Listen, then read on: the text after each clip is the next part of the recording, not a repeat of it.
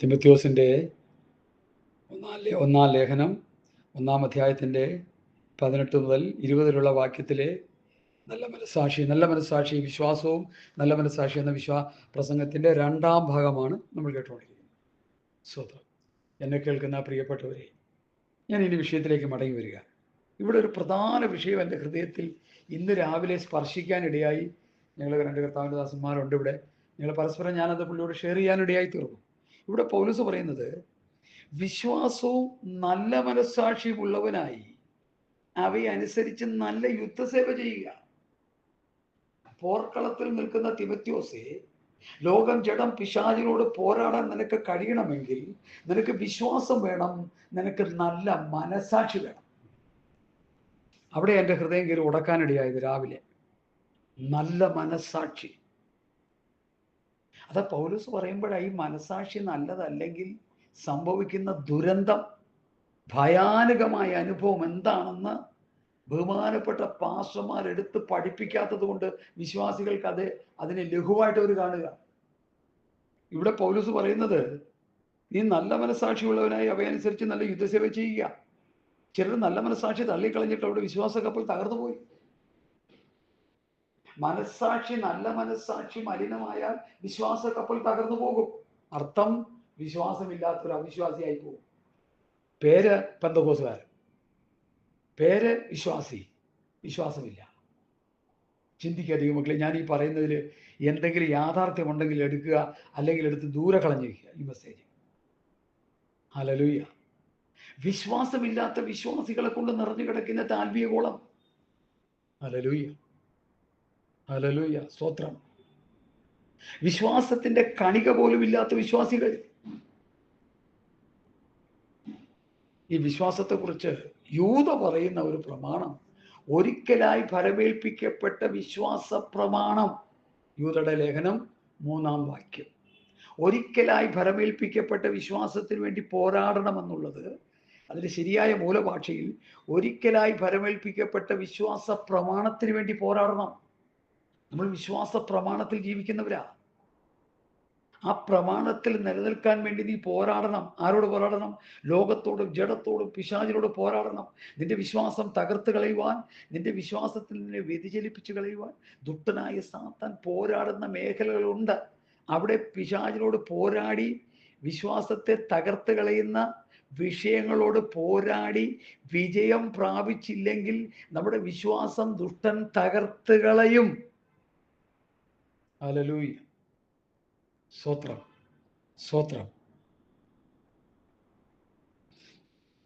നല്ല മനസ്സാക്ഷി ഉള്ളവനായി അവനുസരിച്ച് നല്ല യുദ്ധസേവ ചെയ്യുക. ചിലർ നല്ല മനസ്സാക്ഷി തള്ളിക്കളഞ്ഞിട്ട് അവിടെ വിശ്വാസ കപ്പൽ തകർന്നു പോയി. അപ്പൊ നല്ല മനസ്സാക്ഷി പോയപ്പോൾ എന്ത് പറ്റി? വിശ്വാസം പോയി. ഹല്ലേലൂയ. വിശ്വാസം പോയാൽ പിന്നെ എന്നെ വിശ്വാസിയാ, പേരിന് വേണ്ടി വിശ്വാസിയായിട്ട് നടക്കും. ഞാന് മുമ്പ് ഒരു വർഷങ്ങൾക്ക് മുമ്പ് നടന്ന സംഭവം. എൻ്റെ ബൈക്കിൻ്റെ ചെയിൻ കേടായി. ആ ചെയിൻ കൊണ്ട് മാറിയെടുക്കാനായിട്ടൊരു കടയിൽ ചെന്നു. നല്ലൊരു കടയിലാണ് ചെന്നത്. അപ്പോൾ അദ്ദേഹം 2 ചെയിൻ എടുത്ത് മുമ്പിൽ കൊണ്ടുവന്ന് വെച്ചു. സാർ, ഇത് ഒറിജിനലാണ്, ഇത് ഡ്യൂപ്ലിക്കേറ്റ് ആണ്. നോക്കിയ 2 ഒരുപോലെ ഇരിക്കും. ആ ചെയിൻ നോക്കിയാലും അതിൻ്റെ പാക്കറ്റ് നോക്കിയാലും അതിൻ്റെ പ്രിന്റിങ്, അതിൻ്റെ പുറത്തുള്ള എല്ലാം ഒരുപോലെ ഇരിക്കുക, തിരിച്ചറിയാൻ പറ്റത്തില്ല. പക്ഷെ ഒന്ന് വ്യാജനാണ്, ഒന്ന് ഒറിജിനലുമാണ്. ഇതുപോലെയായി വിശ്വാസികളുടെ നിലവാരം. വിശ്വാസിയാണെന്ന് പറയുകയും വിശ്വാസമില്ലാതെ ജീവിക്കുകയും ചെയ്യുന്ന ഒരു വലിയ ക്രൈസ്തവ സമൂഹമായി ഇന്നത്തെ ആത്മീയ ഗോളം അധപ്പതിച്ചു പോയി, ജീർണിച്ചു പോയി എന്ന് ഞാൻ വർഷങ്ങളായി പ്രസംഗിച്ചുകൊണ്ടിരിക്കുക. എന്താ കാര്യം? പൗലോസ് ഇവിടെ പറയുന്നത്, ഹല്ലേലൂയ, വിശ്വാസവും നല്ല മനസ്സാക്ഷി ഉള്ളവനായി യുദ്ധസേവ ചെയ്യണം. വിശ്വാസം പോയാൽ, നല്ല മനസ്സാക്ഷി പോയാൽ എന്ത് സംഭവിക്കും? വിശ്വാസ കപ്പൽ തകർന്നു പോകും. ഹുമനിയോക്സും അലക്സാണ്ടറും അക്കൂട്ടത്തിലുള്ളവരാകുന്നു. എടുത്തോ. അവർ ദൂഷണം പറയാതിരിക്കാൻ പഠിക്കേണ്ടതിന് ഞാൻ അവരെ ആരെ ഏൽപ്പിച്ചു? എന്ന താത്താനെ ഏൽപ്പിച്ചിരിക്കുക. പ്രിയ സഹോദരങ്ങളെ, പൗലൂസിന്റെ കൂടെ ഉണ്ടായിരുന്ന ഹുമനോക്സും അലക്സാണ്ടറിനെയും വിശ്വാസക്കപ്പൽ തകർന്നുപോയി, നല്ല മനസ്സാക്ഷി ഇല്ലാത്തവരായി പോയി. അതുകൊണ്ട് അവരെ സാത്താനെ ഏൽപ്പിച്ചു. ആരേൽപ്പിച്ചു? ദൈവസഭയുടെ അതിശ്രേഷ്ഠ അപ്പോസ്തലൻ പൗലൂസ്. കൊരിന്ത്യ ലേഖനത്തിൽ ഒരുത്തരം സാത്താനെ ഏൽപ്പിച്ചില്ല. അതാരാ? അപ്പന്റെ ഭാര്യ. Correct, 100% mark. അപ്പന്റെ ഭാര്യയെ വെച്ചുകൊള്ളുന്നവനെ സെക്രട്ടറി ആക്കി, കൗൺസിലിൽ അംഗമാക്കി, വേണമെങ്കിൽ പ്രസിഡന്റ് പദം പോലും കൊടുത്ത്, വേണമെങ്കിൽ ഇനി എത്രയൊക്കെ പദവികൾ കൊടുത്ത് അവനെ സന്തോഷിപ്പിച്ച്, 10 ചക്രമുള്ളവനാണെങ്കിൽ അവനെ വെച്ച് ഭൗതികം പ്രാപിച്ചു കൊണ്ടിരിക്കുന്ന ഒരു വലിയ ക്രൈസ്തവ നിര നമ്മുടെ ആത്മീയ ഗോളത്തിലുണ്ടെന്ന് പറഞ്ഞാൽ നിങ്ങളിത് കേട്ടിട്ട് ലജ്ജിക്കണം പ്രിയമുള്ളവരെ. എനിക്ക് പലരെ നന്നായിട്ട് അറിയാം, അതുകൊണ്ടാണ് ഞാൻ പറയുന്നത്. ഒരു മെഗാ ചർച്ചില് അവിടുത്തെ ഒരു വലിയ വിശ്വാസി, നല്ല കാശുകാരൻ ഒരു അച്ചായനാണ്. അച്ചായൻ പാപം ചെയ്യാൻ മുൻപന്തി നിൽക്കുക. അദ്ദേഹം ചെയ്ത പാപത്തിന്റെ പട്ടിക എൻ്റെ നാവുകൊണ്ട് പറയാൻ എനിക്ക് ലജ്ജയായതുകൊണ്ട് ഞാൻ പറയുന്നില്ല. നിങ്ങൾക്കത് പേഴ്സണലായിട്ട് അത് എന്താണെന്ന് കേൾക്കണമെങ്കിൽ വിളിച്ചു ചോദിച്ചാൽ ഞാൻ പറഞ്ഞുതരാം, അല്ലെങ്കിൽ ഞാൻ പറയത്തില്ല. ആ പുള്ളി ചെയ്യുന്ന പാപം ഭയങ്കര പാപമാണ്. പക്ഷേ പലരും അദ്ദേഹം ചോദിച്ചു, എന്താ പാസ്റ്ററെ നിങ്ങൾ അദ്ദേഹത്തെ വെച്ചുകൊണ്ടിരിക്കുന്നത്? എന്താ പാസ്റ്ററെ നിങ്ങൾ അദ്ദേഹത്തെ പുറത്താക്കാത്തത്? പുതിയ നിയമസഭയുടെ ഉപദേശം പഠിച്ചു വരുമ്പോൾ ശാസിക്കുക, തർജ്ജനം ചെയ്യുക, കഠിനമായി ശാസിക്കുക, പുറത്താക്കുക. 4 കാര്യങ്ങളാ പൗലോസ് ലേഖനത്തിലൂടെ നമ്മൾക്ക് പഠിച്ചെടുക്കാൻ കഴിയുന്നത്. ഇതൊന്നും ഈ പുള്ളിയോട് ചെയ്യുന്നില്ല. കാര്യം എന്താ? പുള്ളി കാശുള്ളവനാ. പുറത്താക്കിയ കാശ് നഷ്ടപ്പെടും. പക്ഷെ ഇവിടെ പൗലോസിന്റെ പ്രബോധനം ഉൾക്കൊണ്ട് നോക്കിയേ. വിശ്വാസവും നല്ല മനസ്സാക്ഷ്യമില്ലെങ്കിൽ എന്ത് സംഭവിക്കും? സാത്താന്റെ കയ്യിൽ ഏൽപ്പിച്ചു കൊടുക്കും. കൊരിന്ത് സഭയിൽ അപ്പന്റെ ഭാര്യയെ വെച്ചുകൊണ്ടുവന്നവനെ സാത്താന്റെ കയ്യിൽ ഏൽപ്പിച്ച് കൊടുത്തത് കൊണ്ട് എന്ത് പറ്റിയ അവസാനം അവന് മടങ്ങി വരാനിടയായി. യഥാസ്ഥാനപ്പെട്ടവന് ദൈവവൈതലായി ദൈവരാജ്യത്തിന്റെ അംശികളായി തീർന്നു എന്ന് അവനെ 2-ാം ലേഖനത്തിൽ പൗലൂസിന്റെ പ്രബോധനത്തിൽ നമ്മൾ പഠിച്ചെടുക്കുന്ന ഒരു യാഥാർത്ഥ്യമാണ്. അതും എടുത്ത് വിശദമായി പറയാൻ നമുക്ക് സമയമില്ല. ദൈവവചനം പഠിച്ചുകൊണ്ടിരിക്കുന്നവർക്ക് ഈ പറയുമ്പോൾ തന്നെ അതൊക്കെ മനസ്സിലാവും. അല്ലാത്തവർക്ക് ഒട്ടും മനസ്സിലാകത്തുമില്ല. അല്ലാത്തവർക്കൊന്നും മനസ്സിലാകത്തില്ല. ഞാൻ ഈ പ്രസംഗിക്കുന്ന പ്രസംഗങ്ങൾ വചനം വായിച്ച് പഠിച്ചുകൊണ്ടിരിക്കുന്ന പഠിതാക്കൾക്കേ മനസ്സിലാകത്തുള്ളൂ. അല്ല വാവിനും ചങ്കരാന്തിക്കും പുസ്തകം വായിക്കുകയും പ്രാർത്ഥിക്കുകയും ചെയ്യുന്നവർക്കൊന്നും ഇത് മനസ്സിലാകത്തില്ല. എൻ്റെ കുറ്റം പറഞ്ഞിട്ട് കഥയുമില്ല. അതുകൊണ്ട് ഞാൻ വിഷയത്തിലേക്ക് മടങ്ങി വരുന്നു. നല്ല മനസ്സാക്ഷിയും വിശ്വാസവും തള്ളിക്കളഞ്ഞാൽ ഹുമനോക്സിനെയും അലക്സാണ്ടറിനെ പോലെ ആ കൂട്ടത്തിലുള്ളവരായി തീരും. അപ്പോ വിഷയത്തിലേക്ക് വരിക. ചിലർ നല്ല മനസ്സാക്ഷി തള്ളിക്കളഞ്ഞു, അവരുടെ വിശ്വാസക്കപ്പൽ തകർന്നു പോയി. ഹുമനോക്സും അലക്സാണ്ടറും ഈ കൂട്ടത്തിലുള്ളവരാകും. അവർ ദൂഷണം പറയാതിരിപ്പാൻ പഠിക്കേണ്ടതിന് കണ്ടോ, അതും അങ്ങനെ തന്നെയാണ്. അവർ ദൂഷണം പറഞ്ഞ് നടക്കാതിരിക്കാൻ അവർ പഠിക്കണം. അതിനുവേണ്ടി എന്ത് ചെയ്യുക? അവർ സാധാരണ ഏൽപ്പിച്ചിരിക്കുക. ഇപ്പൊ നമ്മളിപ്പോ എന്ത് ചെയ്യുക? അവരെ പിടിച്ച് സെക്രട്ടറി ആക്കുക, അവരെ പിടിച്ച് കൗൺസിൽ മെമ്പർ ആക്കുക, അവരെ പിടിച്ച് സഭയുടെ ചുമതല ഏൽപ്പിക്കുക, അവരെ പിടിച്ച് യൂത്ത്സിന്റെ ഹെഡാക്കുക. നമ്മുടെ പരാജയം ഇവിടെ കിടക്കുന്ന ദൈവമക്കളെ, നിങ്ങളിത് കേട്ട് പഠിച്ചോണം. ദൈവസഭ മൂല്യച്യുതി സംഭവിച്ച് ജീർണിച്ച് കിടക്കുന്നതിന്റെ കാരണം പാപം ചെയ്തവരെ താലോലിക്കുന്ന ശുശ്രൂഷ വൃന്ദങ്ങൾ നമ്മുടെ ആത്മീയ ഗോളത്തിൽ കിടക്കുന്നു. ഈ പുഴുക്കുത്തുകൾ മാറിപ്പോകാത്തിടത്തോളം കാലം സഭയ്ക്ക് യാതൊരു ഉന്നമനവും ഉണ്ടാകാൻ പോകുന്നില്ല. ഇത് പറഞ്ഞപ്പോൾ എൻ്റെ വാക്യം പ്രവൃത്തി പുസ്തകം 9-ാം അധ്യായത്തിലേക്ക് എൻ്റെ ചിന്ത വരിക എന്ന് നമുക്ക് നോക്കാം. എന്താണെന്ന് ഞാൻ നേരത്തെ ശക്തിയോടെ പ്രസംഗിച്ചുകൊണ്ടിരുന്നൊരു വിഷയമാണ്. പ്രവൃത്തി 9-ലെ വാക്യം ഇങ്ങനെയാണ്: അങ്ങനെ യഹൂദ, ഗലീല, ശമരിയ എന്നീ ദേശങ്ങളിലൊക്കെയും സഭയ്ക്ക് സമാധാനമുണ്ടായി. അത് ആത്മീയവർദ്ധന പ്രാപിച്ചും കർത്താവിനോടുള്ള ഭക്തിയിലും പരിശുദ്ധാത്മാവിന്റെ പ്രബോധനത്തിലും നടന്നും പെരുകിയും കൊണ്ടിരുന്നു. അതെന്താ അങ്ങനെ? അപ്പോസ്തലന്മാരുടെ ഉപദേശം കേട്ടുകൊണ്ടിരുന്ന യഹൂദ, ഗലീല, ശമരിയ ദേശങ്ങളിൽ ഒക്കെയും സഭയ്ക്ക് സമാധാനമുണ്ടായി. എന്താ കാര്യം? ആ സഭയ്ക്ക് ആത്മീയ വർധനവിനുള്ള ഉപദേശങ്ങളാണ് അവർ പഠിപ്പിച്ചത്. കർത്താവിനോടുള്ള ഭക്തിയിലും പരിശുദ്ധാത്മാവിന്റെ പ്രബോധനത്തിലും നടന്ന് ആത്മീകമായി വളർച്ച പ്രാപിച്ച്, ആത്മീയ വർധന പ്രാപിച്ച്, ആത്മീയ നിറവ് പ്രാപിച്ച് മുന്നേറാൻ ആവശ്യമായ ഉപദേശങ്ങൾ അവർ സഭയെ പഠിപ്പിച്ചുകൊണ്ടിരുന്നു. ഇന്നോ സങ്കീർത്തനം പാടിക്കൊണ്ടിരിക്കുക. അതാണ് ഞാൻ നേരത്തെ പറഞ്ഞ PM ജോസഫ് പറഞ്ഞ കൊട്ടേഷൻ ഒന്നുകൂടി ഉദ്ധരിക്കുന്നത്. സങ്കീർത്തന പുസ്തകങ്ങൾ വേദപുസ്തകത്തിൽ ഇല്ലെങ്കിൽ നമ്മുടെ ഭാഷമാർക്ക് പ്രസംഗമില്ല. എന്ത് പറ്റി? അവർക്ക് അതേ അറിയൂ. ഒരൊറ്റ ചോദ്യം അവരോട് ഞാൻ ചോദിക്കുക. 12 ശിഷ്യന്മാരെ കൂടെ കൊണ്ടുനടന്ന് 3.5 വർഷം പഠിപ്പിച്ചിട്ട് കർത്താവ് അവരോട് ഇങ്ങനെ ഒരു വാക്ക് പറഞ്ഞു. പലത് പറഞ്ഞതിൽ പ്രസക്തമായൊരു വാക്ക്: നിങ്ങൾ ഭൂലോകത്തൊക്കെ പോയി സുവിശേഷം പ്രസംഗിക്കണം. എന്നിട്ടോ രക്ഷിക്കപ്പെടുന്നവരെ പിതാവിന്റെയും പുത്രനെയും പരിശുദ്ധാത്മാവിനെയും സ്ഥാനപ്പെടുത്തി. അടുത്ത്, ഞാൻ നിങ്ങളോട് കൽപ്പിച്ചതൊക്കെയും പ്രമാണിപ്പാൻ കൊണ്ട് ഉപദേശിച്ചുകൊണ്ട് സകല ജാതികളെയും ശിഷ്യരാക്കിക്കൊള്ളുവീൻ. കണ്ടോ? ഞാൻ നിങ്ങളെ പഠിപ്പിച്ചത് നിങ്ങൾ അവരെ പഠിപ്പിക്കണമെന്ന്. ആര് പറഞ്ഞതാ? ആരാണ് ഗുരു പറഞ്ഞതോ? ലോകത്തിലെ ആരെങ്കിലും പൊളിറ്റിക്കൽ ലീഡർമാർ പറഞ്ഞതാണോ ഇത്? ഇവിടെ ദൈവപുത്രനായ യേശുക്രിസ്തു ആദാമ്യ പാപത്തിൽ നിന്ന് മാനവജാതിയെ വീണ്ടെടുക്കാനായിട്ട് ഈ ഭൂമിയിൽ മനുഷ്യനായി അവതരിച്ച് 33.5 തിരുവയസ്സിൽ അവസാനത്തുള്ളി ചോര വരെയും ഊറ്റിക്കൊടുത്ത് ദൈവസഭയ്ക്ക് വേണ്ടി, ലോകത്തിന് വേണ്ടി മരിച്ച് അടക്കപ്പെട്ട് ഉയർത്തെഴുന്നേറ്റ കർത്താവ് പറഞ്ഞ കൊട്ടേഷനാണ്: ഞാൻ നിങ്ങളോട് കൽപ്പിച്ചതൊക്കെ പ്രമാണിപ്പാൻ തക്കോണം ഉപദേശിച്ചുകൊണ്ട് സകല ജാതികളെയും ശിഷ്യരാക്കിക്കൊള്ളുവിനെന്ന് കർത്താവ് പറഞ്ഞെങ്കിൽ അതനുസരിക്കാത്ത ബഹുമാനപ്പെട്ട പാസ്റ്റർമാരെ, നിങ്ങൾ ക്രിസ്തുവിന്റെ ശത്രുക്കളാണ്. You are a enemy of Christ. നിങ്ങളുടെ ദൈവം വയറ്. ലജ്ജയായാൽ അവർക്ക് മാനം തോന്നുന്നു. അവർ ഭൂമിയിലുള്ള ചിന്തിക്കുന്നു. അവർ ക്രൂശിന്റെ ശത്രുക്കളാണ്. ഈ ലജ്ജയായതിൽ മാനം തോന്നുന്നു എന്ന് പറയേണ്ട കാര്യം എന്താ? പരവരമേശ വരവരമീശ എന്ന് പറഞ്ഞ് ഡിസ്കോ ഡാൻസ് കാടി ഒരു പാസ്റ്റർ സ്റ്റേജിൽ കിടന്ന് ഉറഞ്ഞു തുള്ളുമ്പോൾ ചിന്തിച്ചോണം, ഇത് ശരിയായ ആത്മാവിലല്ല.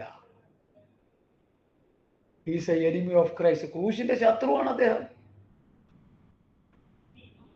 അപ്പോസ്തലന്മാരാരും ഡാൻസ് പാടി, പാട്ടുപാടി, നൃത്തം ചെയ്തൊന്നും ഉപദേശം പഠിപ്പിച്ചില്ല. ഭക്തന്മാർ എഴുതിയ പാട്ടുകളെ എടുത്ത് കോട്ടിക്കളഞ്ഞ് അതിനെ വികലമാക്കി ആത്മീയ ഗോളത്തിൽ അതിനെ വികൃതമാക്കി കളയുമ്പോൾ ചിന്തിച്ചോണം, ദൈവകൃപയുടെ ഒരു അംശം പോലും ഇവരിലുണ്ടോ എന്ന് നോക്കിയാൽ, മഷിയിട്ട് നോക്കിയാൽ കാണത്തില്ല. ഞാൻ ആ ഭാഗത്തു നിന്ന് വചനത്തിലേക്ക് വരികയാണ്. ഇപ്പൊ ഇവിടെ നമ്മൾ ചിന്തിക്കേണ്ടത്, നല്ല മനസ്സാക്ഷി നമ്മൾ തള്ളിക്കളഞ്ഞാൽ എന്ത് സംഭവിക്കും? നമ്മളെ സാത്താന്റെ കയ്യിൽ ഏൽപ്പിച്ചു കൊടുക്കുന്നു. അപ്പോസ്തലന്മാർ ചെയ്തു. ഇന്നിപ്പോ സാത്താന്റെ കയ്യിൽ ഏൽപ്പിക്കാതെ അവർക്ക് സെക്രട്ടറി സ്ഥാനം കൊടുത്ത്, അവർക്ക് പ്രസിഡന്റ് സ്ഥാനം കൊടുത്ത്, അവർക്ക് കൗൺസിൽ മെമ്പർ കൊടുത്ത്, അവരെ ആദരിച്ച് അവരുടെ ഭൗതികം മേടിച്ച് പഠിച്ചുകൊണ്ടിരിക്കുന്നുണ്ട്. എന്ത് പറ്റുന്നു? ഇവർക്ക് മടങ്ങി വരാൻ കഴിയാതെ ഇവർ നശിച്ച് നരകാഗ്നിയിലേക്ക് പോകുന്നു. അത് മാത്രമല്ല, ഈ കാര്യങ്ങൾ വീക്ഷിച്ചു കൊണ്ടിരിക്കുന്ന വിശ്വാസികളും വിശ്വാസ ജീവിതത്തിൽ നിന്ന് പുറകോട്ട് പോകുന്നു. ഞങ്ങൾക്ക് ഈ കൂട്ടായ്മ വേണ്ട, ഞങ്ങൾക്ക് ഈ പ്രാർത്ഥന കൂട്ടായ്മ വേണ്ട, ഞങ്ങൾക്ക് ഇവരുമായിട്ടുള്ള ബന്ധം വേണ്ട. എത്ര പേര് എന്നോട് പറഞ്ഞിട്ടുണ്ട്, ഞങ്ങൾ കൂട്ടായ്മയ്ക്ക് പോകുന്നില്ല, ഞങ്ങളുടെ പഴയ പള്ളിയിലേക്ക് പോവുക, ഞങ്ങൾ കത്തോലിക്ക പള്ളിയിൽ പോവുക, ഞങ്ങൾ മാർത്തോമയിൽ പോവുക, ഞങ്ങൾ ചർച്ചപ്പൂടി പോവുക. അവിടെ അതിനേക്കാൾ എത്ര ഭേദമാണ് ഇത്. ഹല്ലേലൂയ. പ്രിയ ദൈവമക്കളെ, എന്ത് സംഭവിച്ചു? നമുക്ക് നല്ല മനസ്സാക്ഷിയുള്ള ശുശ്രൂഷകന്മാരില്ല, നല്ല വിശ്വാസമുള്ള ശുശ്രൂഷകന്മാരില്ല. എൻ്റെ വിഷയം ഫെയ്ത്ത് എന്നുള്ളതിൽ നിന്ന് ഞാൻ നല്ല മനസ്സാക്ഷിയിലേക്ക് വരിക. ഈ നല്ല മനസ്സാക്ഷി എന്നുള്ളത് തിമോഥെയോസിന്റെ 1-ാം ലേഖനം അതിൻ്റെ 3-ും 4-ും 5-ും വാക്യങ്ങൾ വായിക്കുന്നത് ശ്രദ്ധിക്കുക. അന്യത ഉപദേശിക്കരുതെന്നും വിശ്വാസമെന്ന ദൈവവസ്ഥയ്ക്കല്ല, തർക്കങ്ങൾക്ക് മാത്രം ഉതകുന്ന കെട്ടുകഥകളെയും അന്തമില്ലാത്ത വംശാവലികളെയും ശ്രദ്ധിക്കരുതെന്നും ചിലരോട് ആജ്ഞാപിക്കേണ്ടതിന് എഫെസോസിൽ താമസിക്കണമെന്ന് ഞാൻ മക്കെദോന്യയ്ക്ക് പോകുമ്പോൾ അപേക്ഷിച്ചതുപോലെ ഇപ്പോഴും ചെയ്യുന്നു. ആജ്ഞയുടെ ഉദ്ദേശമോ, പൗലോസിന്റെ ആജ്ഞയുടെ ഉദ്ദേശം, തിമോഥെയോസേ നീ എങ്ങനെയായിരിക്കണം? ശുദ്ധ ഹൃദയം, നല്ല മനസ്സാക്ഷി,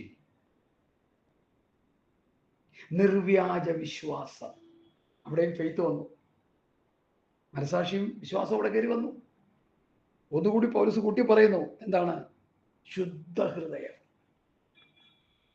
ഈ അനന്യാസും സഹോദരനയ്ക്ക് ഇല്ലാതെ പോയൊരു ഹൃദയം ഉണ്ടായിരുന്നു, ശുദ്ധ ഹൃദയം ഇല്ലാതെ. പത്രോസ് എന്താ ചോദിച്ചത്? വിറ്റ ശേഷവും വിൽക്കുന്നതിന് മുമ്പ് നിന്റേതല്ലായിരുന്നു. അടുത്ത്, സാത്താൻ നിന്റെ ഹൃദയം കൈവശമാക്കിയത് എന്ത്? നീ പരിശുദ്ധാത്മാവിനോട് വ്യാജം കാണിച്ചു. വ്യാജം കാണിച്ചപ്പോൾ എന്ത് പറ്റി? നിന്റെ ഹൃദയത്തെ സാത്താൻ വശീകരിച്ചെടുത്തു. നിന്റെ മനസ്സാക്ഷി മലിനമായി. നിന്റെ വിശ്വാസ കപ്പൽ തകർന്നു.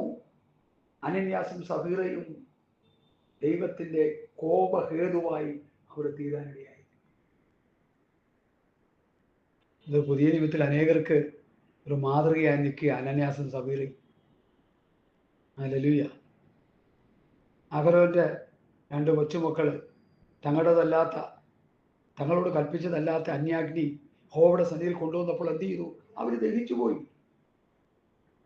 ഇന്നത്തെ അഹരോന്റെ പുത്രന്മാര് ദഹിക്കാത്തതിന്റെ കാര്യം എന്താ? ഇത് കൃപായുഗമായതുകൊണ്ടാണ്. ശിക്ഷയ്ക്ക് കുറവില്ല. തീപ്പൊയ്യിലേക്ക് തള്ളിക്കളയാൻ ദൈവം റിസർവേഷൻ ചെയ്തിട്ടിരിക്കുകയാണ്. മനസ്സിലായിക്കോണം. പാസ്റ്റർമാരുടെ മക്കള് നന്നായി പഠിക്കേണ്ട ഒരു കാര്യമാണ്. ശുശ്രൂഷയ്ക്ക് വിളിയില്ലെങ്കിൽ, ശുശ്രൂഷയ്ക്ക് വേണ്ടി ദൈവം തിരഞ്ഞെടുത്തിട്ടില്ലെങ്കിൽ വല്ല ജോലി ചെയ്ത് ജീവിച്ച് അക്കരെ പോകാൻ നോക്കിക്കോണം. ശുശ്രൂഷ കേൾക്കാനായിട്ട് ഇറങ്ങരുതേ. ഹല്ലേലൂയ. തങ്ങളോട് കൽപ്പിച്ചതല്ലാത്ത അന്യാജ്ഞ കൊണ്ടുവന്നു. ഞാനിവിടെ ഈ വാക്യം തിരികെ കേട്ടാറുണ്ട്. ഞാൻ നിങ്ങളോട് കൽപ്പിച്ചതൊക്കെ പ്രമാണിപ്പാൻ കൂടെ ഉപയോഗിച്ചുകൊണ്ട് സകലജാതികളെ ശിഷ്യരാക്കി കൊള്ളുവിനെന്ന് കർത്താവ് കൽപ്പിച്ച വചനം പ്രസംഗിക്കുന്നില്ലെങ്കിൽ നീ അന്യാഗ്നി കത്തിക്കുന്നവനാണ് എന്നെനിക്ക് ധൈര്യമായിട്ട് പറയാൻ കഴിയും. അന്യാഗ്നി കത്തിച്ചാൽ എന്ത് പറ്റും? തീ വിഴുകികളെ. ലേവ്യ പുസ്തകം 10-ാം അധ്യായത്തിന്റെ 1-2 വാക്യത്തിലാണ് ആ സംഭവം. ലേവ്യർ 16-1-2 അഹരോനോട് ദൈവം പറയുന്നു, മോശയോട് പറയാൻ പറയുന്നു, നിന്റെ പുത്രന്മാർ മരിച്ചു പോയത് കൊണ്ട് സമാഗമന കൂടാരത്തിന്റെ അടുക്കൽ നീ ഇടയ്ക്കിടയ്ക്ക് വരരുത്, നീ മാറി നിൽക്കണമെന്ന്. കാരണം എന്താ? നിന്റെ കഥയും ചിലപ്പോൾ തീരാൻ സാധ്യതയുണ്ട്. പ്രിയ ദൈവമക്കളെ, പഴയ നിയമത്തിലാണെങ്കിലും പുതിയ നിയമത്തിലാണെങ്കിലും ശിക്ഷയ്ക്ക് ഇളവുകളൊന്നുമില്ല. തെറ്റുകൾക്ക് ഇളവ് കൊടുക്കുന്ന പരിപാടിയില്ല. നമ്മൾ അങ്ങനെ പ്രസംഗിച്ച് അങ്ങനെ ആക്കി വെച്ചിരിക്കുക. അതുണ്ടോ ഇല്ലേ എന്നുള്ളത് ഞാനിപ്പോൾ വായിച്ച് കേൾപ്പിച്ചു തരാം. പല പ്രാവശ്യം ഞാൻ വായിച്ച് നിങ്ങളെ ഗ്രഹിപ്പിച്ചിട്ടുള്ള വാക്യമാണെങ്കിലും ഇപ്പോൾ അത് വായിക്കുവാൻ എനിക്ക് ഹൃദയത്തിൽ പ്രേരണയുണ്ട്. ഇത് കേട്ടുകൊള്ളുക. എബ്രായ ലേഖനം 10-ാം അധ്യായത്തിന്റെ 26 മുതലുള്ള വാക്യങ്ങൾ ഞാൻ വായിക്കുന്നു. സത്യത്തിന്റെ പരിജ്ഞാനം ലഭിച്ച ശേഷം നാം മനഃപൂർവ്വം പാപം ചെയ്താൽ പാപങ്ങൾക്ക് വേണ്ടിയൊന്നും യാഗവും ശേഷിക്കാതെ ന്യായവിധിക്കായി ഭയങ്കരമായൊരു പ്രതീക്ഷയും എതിരുള്ള ആളുകളെ ദഹിപ്പിക്കുവാനുള്ള ക്രോധാഗ്നിമേയുള്ളൂ. മോശയുടെ ന്യായപ്രമാണം അനുസരിക്കാത്തവന് കരുണ കൂടാതെ 2-3 സാക്ഷികളുടെ വാമൊഴി കേട്ട് മരണശിക്ഷ കൽപ്പിക്കുന്നുവല്ലോ. എന്തോ? മോശയുടെ ന്യായപ്രമാണം അനുസരിക്കാത്തവന് കരുണ കൂടാതെ 2-3 സാക്ഷികളുടെ വാമൊഴി കേട്ട് മരണശിക്ഷ കൽപ്പിക്കുന്നുവല്ലോ. ദൈവപുത്രനെ ചവിട്ടിക്കളയുകയും, അത് പുതിയ നിയമം, ദൈവപുത്രനെ ചവിട്ടിക്കളയുകയും വിശുദ്ധീകരിച്ച നിയമരക്തത്തെ മല്ലമെന്നിടുകയും കൃപയുടെ ആത്മാവിനെ നിന്ദിക്കുകയും ചെയ്തവൻ എത്ര കഠിനമേറിയ ശിക്ഷയ്ക്ക് പാത്രമാകുമെന്ന് വിചാരിപ്പീൻ. പ്രതികാരം എനിക്കുള്ളത്, ഞാൻ പകരം വീട്ടും എന്ന് കർത്താവ് തന്റെ ജനത്തെ ന്യായം വിധിക്കുമെന്നും അരുളി ചെയ്തവനെ നാം അറിയുന്നുവല്ലോ. ജീവനുള്ള ദൈവത്തിന്റെ കയ്യിൽ വീഴുന്നത് എത്ര ഭയങ്കരം! പഴയ നിയമം അനുസരിക്കാത്തവനും പുതിയ നിയമം അനുസരിക്കാത്തവനും കഠിനമായ ശിക്ഷ തന്നെ വേദപുസ്തകം വിഭാവന ചെയ്യുന്നുണ്ട്. അതിന്ന് പാസ്റ്റർമാർ പറഞ്ഞ് ഇളവ് കൊടുത്ത് ലഘൂകരിച്ച് യിരെമ്യാ പ്രവാചകന്റെ പുസ്തകത്തിൽ ലഘുചികിത്സ നടത്തിക്കൊണ്ടിരിക്കുക. ലഘുചികിത്സ. ഇങ്ങനെയാണ് ആ വാക്യം. സമാധാനമില്ലാതിരിക്കെ സമാധാനം എന്ന് പറഞ്ഞ് എൻ്റെ ജനത്തിൻ്റെ മുറിവിന് അവരെ ലഘുവായി ചികിത്സിക്കുന്നു. ഉണ്ടോ? ലഘു ചികിത്സ. ഒരു കഷ്ണം ഇരുമ്പ് ഇടയ്ക്ക് എങ്ങാണ്ട് ഓപ്പറേഷൻ ചെയ്തപ്പോൾ വയറിൻ്റെ ഉള്ളിൽ കത്രികയും നൂലും ഒക്കെ വെച്ച് തുന്നിക്കിട്ട ചരിത്രം പത്രം വരെ നിങ്ങൾ വായിച്ച് കേട്ടതാ. ഹോസ്പിറ്റലിൽ ഞാൻ ഓർക്കുന്നില്ല. എന്നാ മരുന്ന് കൊടുത്ത് പുറത്ത് ചാടിക്കുകയാണോ ചെയ്തത്? വേറൊരു ഓപ്പറേഷൻ നടത്തി ആ സാധനം എടുക്കുകയാണ് ചെയ്തേ. അതുപോലെ ഗുരുതരമായ വീഴ്ചകൾ സംഭവിക്കുന്നവർക്ക് അതിനേറ്റ നിലയിലുള്ള വചനത്തിന്റെ പ്രബോധനങ്ങളും ഉപദേശങ്ങളും വചനത്തിലൂടെ എടുത്തു കൊടുത്താണ് അവരെ മടക്കി വരുത്തേണ്ടത്. ഇരുമ്പ് ഊറ്റിപ്പോയ വയറ്റിൻ്റെ ഉള്ളിൽ പോയാൽ ചുക്ക് കഷായം കുടിച്ചാൽ നടക്കത്തില്ല. അത് ഓപ്പറേഷൻ ചെയ്ത് തന്നെ എടുക്കണം. ആത്മീകമായ ഗുരുതര രോഗം ബാധിച്ചവരെ അതിനേറ്റ നിലയിലുള്ള ചികിത്സ ചെയ്യുന്ന വിദഗ്ധന്മാരായ ശുശ്രൂഷകന്മാര്, ആത്മീക ഡോക്ടർമാരുണ്ട്. അവരുടെ മുമ്പിൽ കൊണ്ടുചെല്ലണം. അവർ പ്രാർത്ഥിച്ച് അതിനുള്ള പ്രതിവിധി പറയും. ഇവിടെ ലഘു ചികിത്സ നടത്തി രക്ഷപ്പെടുത്തുകയാണ്. പോക്കറ്റിന് കനമുള്ളവരെ പലരെയും ലഘു ചികിത്സ നടത്തി ന്യൂട്രപർവത്തിൽ വിട്ട് അവനെ നരകാഗ്നിയിലേക്ക് തള്ളിക്കളയുന്നുവെന്ന് ഞങ്ങൾ പ്രസംഗിച്ചുകൊണ്ടിരിക്കുക.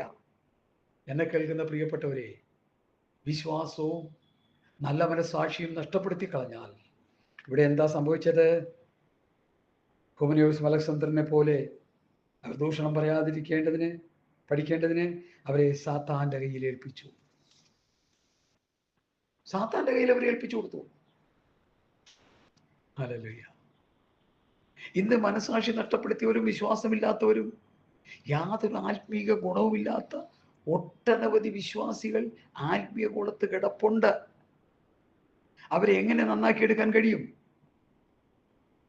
അതെ, ദൈവം ആക്കി വെച്ച ശുശ്രൂഷ വൃന്ദങ്ങൾ ദൈവവചനത്തിലൂടെ ഉപദേശം പറഞ്ഞ് അവരെ സാത്താന്റെ കയ്യിൽ ഏൽപ്പിച്ച് അവരെ മടങ്ങി വരാൻ വേണ്ടി ദൈവസന്നിധിയിലിരുന്ന് കരഞ്ഞ് നിലവിളിച്ച് പ്രാർത്ഥിച്ച് അവർക്ക് റിപ്പൻഡന്റ്, ഒരു മാനസാന്തരം ഉണ്ടാകണം. അവർ അനുതാപ ഹൃദയത്തോടെ മടങ്ങി വരണം. അവർ ചെയ്ത തെറ്റിനെ കൈപ്പോടെ കരഞ്ഞ് നിലവിളിച്ചവർ മടങ്ങി വരണം. അങ്ങനെ വരുന്നില്ലെങ്കിൽ അവരെല്ലാം നിത്യ നരകാഗ്നിയിലേക്ക് പോകാനിടയായി തീരും. മോശയുടെ പ്രമാണം അനുസരിക്കാത്തവരും ക്രിസ്തുവിന്റെ പ്രമാണം അനുസരിക്കാത്തവരും ശിക്ഷയുണ്ട്, പണിഷ്മെന്റ് ഉണ്ടെന്ന് നന്നായിട്ട് നാം പഠിച്ചു കഴിഞ്ഞു. ഹല്ലേലൂയ. ഇനി ഈ വിഷയവുമായിട്ട് ബന്ധപ്പെട്ട് പൗലോസ് പറയുന്ന ഒരു സ്റ്റേറ്റ്മെന്റ് ആണ് എന്നെ വല്ലാതെ സ്വാധീനിച്ചത്. പ്രവൃത്തി പുസ്തകം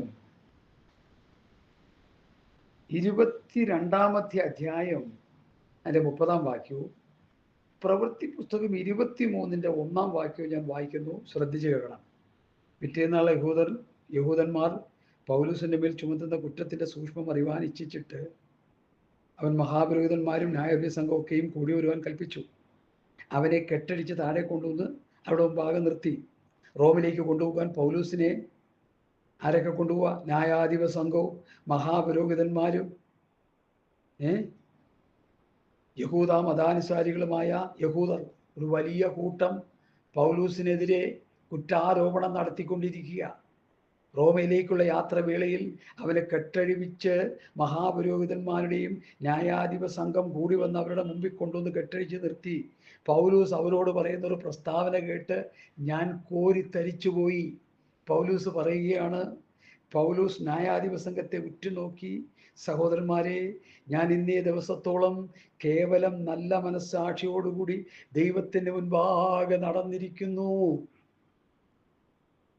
കർത്താവിന്റെ വിലപ്പെട്ട ദാസനായ പൗലൂസിനെതിരെ ന്യായാധിപ സംഘവും യഹൂദ പുരുഷന്മാരും യഹൂദ പരീക്ഷകളും ഒരുപോലെ കുറ്റാരോപണം നടത്തുമ്പോൾ പൗലൂസ് അവരുടെ മുമ്പാകെ നിന്നുകൊണ്ട് തൻ്റെ പ്രാഗൽഭ്യം തെളിയിക്കുന്നു. സഹോദരന്മാരെ, ഞാൻ ഇന്നേ ദിവസത്തോളം കേവലം നല്ല മനസ്സാക്ഷിയോടുകൂടി നടന്നിരിക്കുന്നു. അത് മാത്രമോ? ഹല്ലേലൂയ, സ്തോത്രം. 24 അധ്യായത്തിന്റെ 16 വാക്യത്തിലും അതുകൊണ്ട് എനിക്ക് ദൈവത്തോടും മനുഷ്യനോടും കുറ്റമില്ലാത്ത മനസ്സാക്ഷി എല്ലായ്പ്പോഴും ഉണ്ടായിരിക്കാൻ ഞാൻ ശ്രമിക്കുന്നു. ശുശ്രൂഷകന്മാർക്കും വിശ്വാസികൾക്കും ഉണ്ടാകേണ്ട ഒരു ക്വാളിറ്റി, ഒരു നല്ല മനസ്സാക്ഷി. ചിലർക്ക് ദൈവത്തോട് കാണും, മനുഷ്യരോട് കാണത്തില്ല. ചിലർക്ക് മനുഷ്യരോട് കാണും, ദൈവത്തോട് കാണത്തില്ല. പൗലോസ് പറയുന്നു, യഹൂദ മതാനുസരികളാകട്ടെ, ശാസ്ത്രിമാരാകട്ടെ, പരീശന്മാരാകട്ടെ, സാധുക്യരാകട്ടെ, ഏത് കാറ്റഗറിയിൽപ്പെട്ട ആൾക്കാരാണെങ്കിലും അവരുടെ മുമ്പാകെ നിന്നുകൊണ്ട് പൗലോസിന് ധൈര്യമായി പറയാൻ കഴിയും, എനിക്ക് ദൈവത്തോടും മനുഷ്യരോടും കുറ്റപറ്റ മനസ്സാക്ഷിയുണ്ട്. ഇതാണ് നമുക്ക് ആവശ്യം. എൻ്റെ ഈ പ്രസംഗം കൊണ്ട് ഞാൻ ഉദ്ദേശിക്കുന്നത് ഒരു നല്ല മനസ്സാക്ഷിയുള്ള ശുശ്രൂഷകന്മാരായി, ഒരു നല്ല മനസ്സാക്ഷിയുള്ള വിശ്വാസികളായി തീരാൻ നമ്മൾ അഹോരാത്രം ദൈവസന്നിധിയിൽ ശ്രമിക്കണമേ എന്ന് ഞാൻ കർത്താവിൻ്റെ നാമത്തിൽ നിങ്ങളുടെ കൈകൂപ്പി പറയുക. ഒരു നല്ല മനസ്സാക്ഷി ഉണ്ടായിരിക്കണം. മനസ്സാക്ഷി മലിനമായാൽ നമ്മൾ ശത്രുവിൻ്റെ കയ്യിൽ അകപ്പെട്ടു പോകും, നമ്മൾ തകർന്നു പോകും, നമുക്ക് മുൻപോട്ട് പോകാൻ പറ്റത്തില്ല. Hallelujah, hallelujah. സ്തോത്രം. 2 കൊരിന്ത്യർ ലേഖനം 1-ാം അധ്യായത്തിന്റെ 12-ാം വാക്യത്തിൽ എന്താ ഇവിടെ പൗലോസ് പറയുന്നത്? 2 കൊരിന്ത്യർ 1:12 നിങ്ങളൊന്ന് ശ്രദ്ധിച്ച് കേൾക്കണേ പ്രിയമുള്ളവരെ. ആ വാക്യം ഭയങ്കര ഒരു വാക്യമായിട്ടാണ് എനിക്കത് വെളിപ്പെട്ടത്. 2 കൊരിന്ത്യർ ലേഖനം 1-ാം അധ്യായത്തിന്റെ 12-ാമത്തെ വാക്യം. ഞങ്ങൾ ലോകത്തിൽ വിശേഷാൽ നിങ്ങളുടെ ജഡജാനത്തിലല്ല, ദൈവകൃപയിലത്രേ ദൈവം നൽകുന്ന വിശുദ്ധിയിലും നിർമ്മലതയിലും പെരുമാറിയിരിക്കുന്നു എന്ന് ഞങ്ങളുടെ മനസ്സാക്ഷിയുടെ സാക്ഷ്യം തന്നെ ഞങ്ങളുടെ പ്രശംസ. ഓ ഹല്ലേലൂയ. ഞങ്ങൾ വായിക്കാം വാക്യം. ഞങ്ങൾ ലോകത്തിൽ വിശേഷാൽ നിങ്ങളോട് ജഡജ്ഞാനത്തിലല്ല, ദൈവകൃപയിലത്രേ ദൈവം നൽകുന്ന വിശുദ്ധിയിലും നിർമ്മലതയിലും പെരുമാറിയിരിക്കുന്നു എന്ന് ഞങ്ങളുടെ മനസ്സാക്ഷിയുടെ സാക്ഷ്യം തന്നെ ഞങ്ങളുടെ പ്രശംസ. മനസ്സാക്ഷിയുടെ സാക്ഷ്യം ഞങ്ങളുടെ പ്രശംസയാണ്. എന്താണ് പ്രശംസ? ഞങ്ങൾ ജഡജ്ഞാനത്തിലല്ല, ദൈവകൃപയിലത്രേ ദൈവം നൽകുന്ന വിശുദ്ധിയിലും നിർമ്മലതയിലും പെരുമാറിയിരിക്കുന്നു. ഹല്ലേലൂയ. അപ്പോസ്തലന്മാരുടെ ഹൃദയത്തിന്റെ നിലവാരം അവരെ ദൈവസന്നിധിയിൽ തുറന്നു വെക്കുകയാണ്. 1 തെസ്സലോനിക്ക ലേഖനത്തിൽ അത് കാണുന്നു. സഹോദരന്മാരെ, ഞങ്ങൾ നിങ്ങളുടെ അടുക്കൽ വന്നത് വ്യർത്ഥമായിട്ടില്ല എന്ന് നിങ്ങൾ തന്നെ അറിയുന്നുവല്ലോ. നിങ്ങൾ അറിയും പോലെ ഞങ്ങൾ ഫിലിപ്പിയിൽ വെച്ച് കഷ്ടവും അപമാനവും അനുഭവിച്ചിട്ടും വലിയ പോരാട്ടത്തോടെ ദൈവത്തിൻ്റെ സുവിശേഷം നിങ്ങളോട് പ്രസംഗിപ്പാൻ ഞങ്ങൾ ദൈവത്തിൽ ധൈര്യപ്പെട്ടിരുന്നു. ഞങ്ങളുടെ പ്രബോധനം അബദ്ധത്തിൽ നിന്നോ അശുദ്ധിയിൽ നിന്നോ വ്യാജത്തോടെയോ വന്നതല്ല. ഞങ്ങളെ സുവിശേഷം വരവേൽപ്പിക്കേണ്ടതിന് ഞങ്ങൾ ദൈവത്തിന് കൊള്ളാകുന്നവരായി തെളിഞ്ഞതുപോലെ ഞങ്ങൾ മനുഷ്യരെയല്ല, ഞങ്ങളുടെ ഹൃദയം ശോധന ചെയ്യുന്ന ദൈവത്തെ അത്രേ പ്രസാദിപ്പിച്ചുകൊണ്ട് സംസാരിക്കുന്നത്. നിങ്ങൾ അറിയും പോലെ ഞങ്ങൾ ഒരിക്കലും മുഖസ്തുതിയോ ദ്രവ്യാഗ്രഹത്തിൻ്റെ ഉപായമോ പ്രയോഗിച്ചിട്ടില്ല. ദൈവം സാക്ഷി. ക്രിസ്തുവിൻ്റെ അപ്പോസ്തലന്മാരെന്ന അവസ്ഥയ്ക്ക് ഘനത്തോടിരിപ്പാൻ കഴിവുണ്ടായിട്ടും ഞങ്ങൾ മനുഷ്യരോടോ നിങ്ങളോടാകട്ടെ മറ്റുള്ളവരോടാകട്ടെ മാനം അന്വേഷിച്ചില്ല. ഹല്ലേലൂയ. ഞങ്ങളുടെ ഹൃദയം ശോധന ചെയ്യുന്ന ദൈവത്തെ അത്രയും പ്രസാദിപ്പിച്ചുകൊണ്ട് സംസാരിക്കുന്നത്. ഒരു നല്ല മനസ്സാക്ഷി ഉള്ളവനായി പൗലോസും അപ്പോസ്തലന്മാരും സ്വതന്ത്രം പൗലോസിൻ്റെ കൂടെയുള്ളൊരു തിമോഥെയോസും തീത്തോസും ഫിലെമോനും ഒക്കെ ദൈവസഭയോട് ഇടപെട്ടു. അവർക്ക് നല്ല മനസ്സാക്ഷി ഉണ്ടായിരുന്നു. അവർക്ക് നിഷ്കളങ്ക സ്വഭാവം ഉണ്ടായിരുന്നു. അവർ ശുദ്ധഹൃദയം ഉണ്ടായിരുന്നു. നല്ല മനസ്സാക്ഷി ഉണ്ടായിരുന്നു. നിർവ്യാജ സ്നേഹമുണ്ടായിരുന്നു. ഇന്ന് ഇലക്ഷൻ നടത്തി വോട്ട് വാങ്ങി അധികാര കസേരകളിലേറി കറങ്ങിയിരുന്ന് ദൈവസഭയെ ഭരിക്കുന്ന ജഡീകന്മാരായ പ്രാകൃതന്മാരെ പോലെയുള്ള ശുശ്രൂഷ വൃന്ദങ്ങളെ നോക്കി ഞാൻ ആത്മാവിൽ വിളിച്ചു പറയുന്നു, നിങ്ങൾ മടങ്ങി വന്നില്ലെങ്കിൽ ആത്മീയ കോളത്തിൽ നിങ്ങളെ കാണത്തില്ല. ദൈവം മാറ്റിക്കളയും. ഹല്ലേലൂയ. കാശ് കൊടുത്ത് വോട്ട് വാങ്ങി, കോഴ കൊടുത്ത് വോട്ട് വാങ്ങി സഭയിൽ ട്രാൻസ്ഫർ നടത്തുന്ന പാസ്റ്റർമാര്, പ്രസിഡന്റുമാര്, മേലാളന്മാര് 15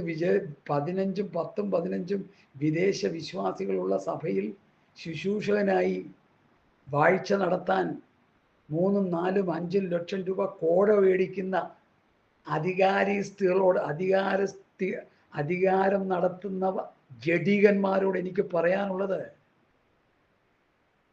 നിങ്ങൾ ചെയ്യുന്ന പാപം ദൈവം നിങ്ങളെ കണ്ടെത്താൻ പോകുകയാണ്. ഹല്ലേലൂയ. പൗലോസ് എന്താ പറയുന്നേ? എന്താ പൗലോസ് ഇവിടെ പറഞ്ഞത്? ഹല്ലേലൂയ.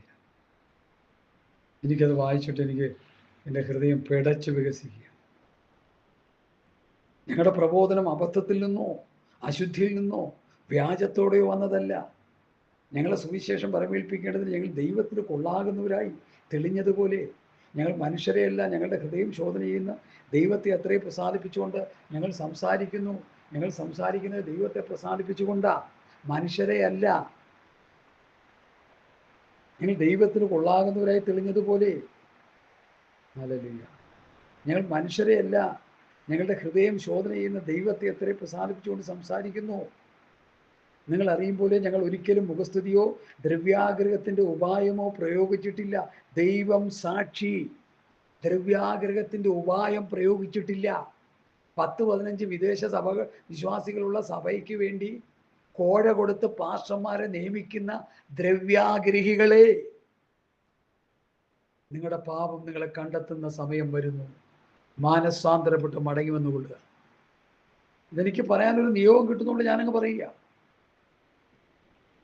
പണമില്ലാത്തവൻ പിണമായിന്ന് പണത്തിനു വേണ്ടി എന്ത് സാഹസവും ചെയ്യുന്ന ശുശ്രൂഷകന്മാര് പ്രസ്ഥാനങ്ങളിൽ എഴുന്നേറ്റുകൊണ്ടിരിക്കുന്നു. ജഡികന്മാർ, ജഡത്താൽ നടത്തപ്പെടുന്നവർ. അപ്പോസ്തലന്മാരുടെ കാലഘട്ടത്ത് ആത്മാവ് അവരോട് പറഞ്ഞു അങ്ങോട്ട് പോകാൻ, ഇങ്ങോട്ട് പറയാൻ. ഇങ്ങോട്ട് പോകരുതെന്ന് പറഞ്ഞ ആത്മാവ് അങ്ങോട്ട് പോയില്ല. എന്നാൽ ആത്മാവ് പറഞ്ഞു പ്രശ്നമുള്ളിടത്തേക്ക് പോകാൻ. അവിടെ ചെന്നപ്പോൾ എന്ത് കിട്ടി? ചുട്ട അടി കിട്ടി. ഒരു കൂട്ടം ജനം വിടിവിക്കപ്പെട്ടു. അതാണ് ആത്മ നടത്തിപ്പ്. ഇന്നോ ഹല്ലേലൂയ. അതുകൊണ്ട് എന്നെ കേൾക്കുന്ന പ്രിയപ്പെട്ടവരെ, ഞാൻ എൻ്റെ വാക്കുകളെ ഉപസംഹരിക്കാൻ താല്പര്യപ്പെടുക. ചില നല്ല മനസ്സാക്ഷി തള്ളിക്കളഞ്ഞു. അവിടെ വിശ്വാസ കപ്പൽ തകർന്നു.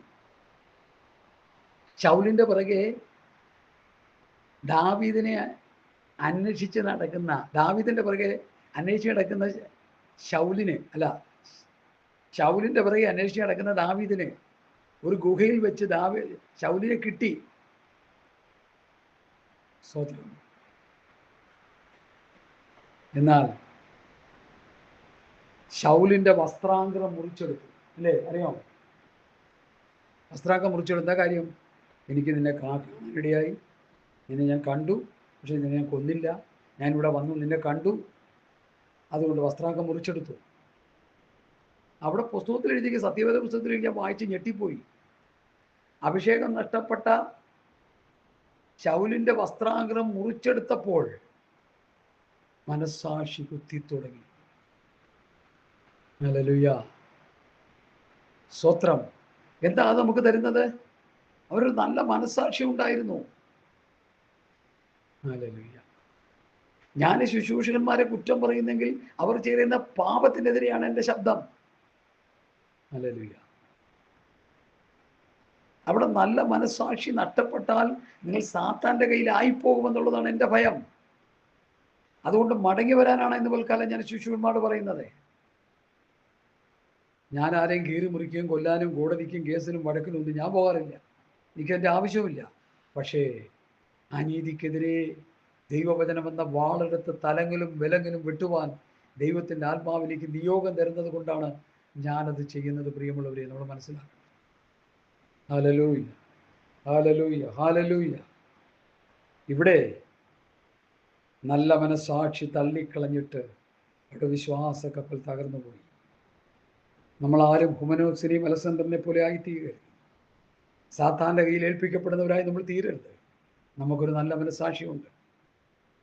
ശുദ്ധഹൃദയം, നല്ല മനസ്സാക്ഷി, നിർവ്യാജ വിശ്വാസമുണ്ട്. അതനുസരിച്ച് നല്ല സേവ ചെയ്യണം.